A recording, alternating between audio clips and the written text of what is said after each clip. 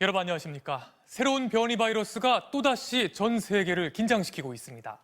이름이 오미크론으로 정해졌는데요. 처음 발견된 남아프리카를 넘어 유럽과 아시아까지 빠르게 번지고 있습니다. 여러 나라들이 서둘러 국경을 닫았고 세계 증시는 폭락했습니다. 먼저 박소희 기자가 보도합니다.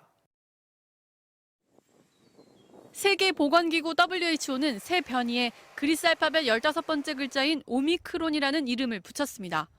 또 델타 변이보다 전파력이 매우 강하고 기존 백신 효과도 작을 수 있다며 우려 변이로 규정했습니다. Omicron B.1.1.529 is named as a variant of concern because it has some concerning properties.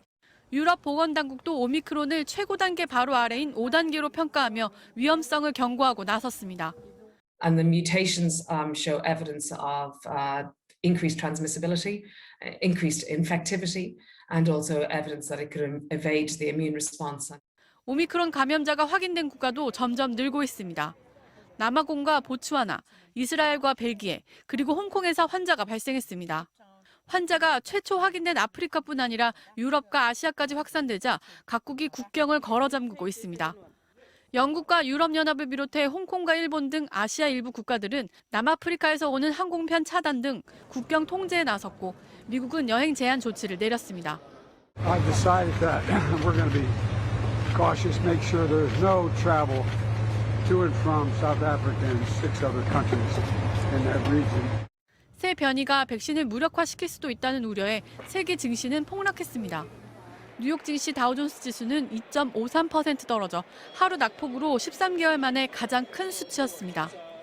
프랑스 파리 증시 CAC 40 지수가 4.75% 하락하는 등 유럽 증시도 4% 이상 폭락했고 일본과 홍콩 지수도 2%대로 하락 마감했습니다. MBC 뉴스 박소희입니다. 이제 좀 일상으로 돌아가나 싶었는데 이런 소식 들으면 허탈하기도 하고 또 걱정도 되시죠. 제일 걱정되는 건 혹시나 기존의 백신이 이 바이러스에 잘 안 듣는 건 아닌가 하는 건데요. 백신 업체들은 어떻게 보고 있고 뭘 준비하고 있는지 김정원 기자가 취재했습니다. 최근까지 남아프리카 공화국 코로나 확진자는 하루 300명 수준이었습니다. 하지만 이번 주 들어 매일 2배 가까이 급증해 2,800명을 넘겼습니다. 2달 만에 최고치입니다.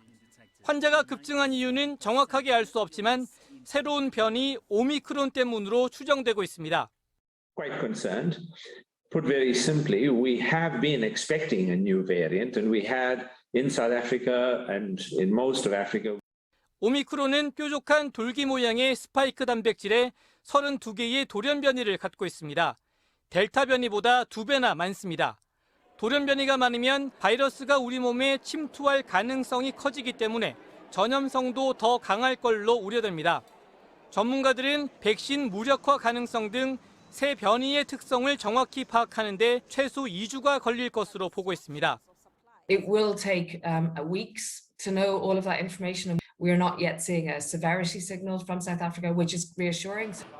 예전에도 다양한 변이가 생겼지만 큰 영향 없이 사라진 경우도 있는 만큼 연구 결과를 차분하게 지켜봐야 한다는 목소리도 나옵니다.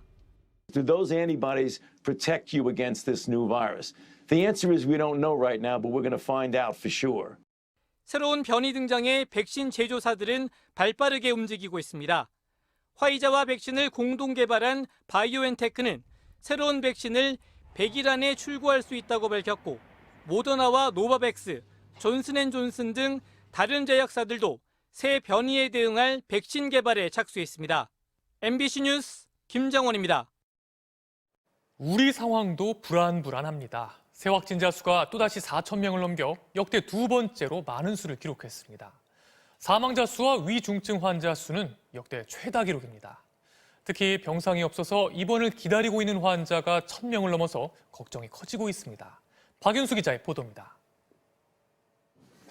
서울 마포구 보건소. 주말 오후인데도 PCR 검사를 받으려는 사람들이 천막 밖까지 늘어섰습니다. 검사를 받으려면 1시간 이상 기다려야 하지만 시민들이 계속 몰리면서 이렇게 긴 줄이 만들어졌습니다. 이렇게 많을 줄 몰랐는데 점점 더 많아진다는 뉴스를 보니까 앞으로 더 많아질까 봐 더 걱정이 되거든요. 학부모 입장으로서는. 오늘 서울의 확진자는 1,888명. 이번 주만 벌써 최다 기록을 3번이나 갈아치웠습니다. 전국에서 집계된 신규 확진자도 4,068명으로 역대 두 번째로 많았습니다. 특히 고령 확진자가 많아지면서 위중증 환자가 나흘 만에 100명 가까이 늘어 634명으로 치솟았고 어제 52명이 숨져 코로나 사태 이후 가장 많은 사망자가 나왔습니다. 병상 사정도 나아지지 않고 있습니다.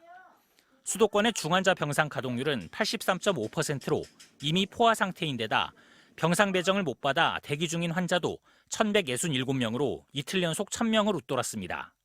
중환자로 되기 전에 치료가 안 되는 상태에서 지금 사망하시는 분들이 늘고 있다는 거거든요. 의료 측의 재정비를 위해서는 방역의 강화가 꼭 같이 병행이 되어야 된다고 생각을 합니다.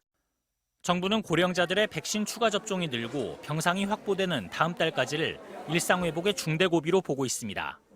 방역 패스의 유효 기간을 6개월로 정하고 적용 시설을 늘리는 등 현재 검토 중인 방역 강화 조치들은 모레 확정됩니다.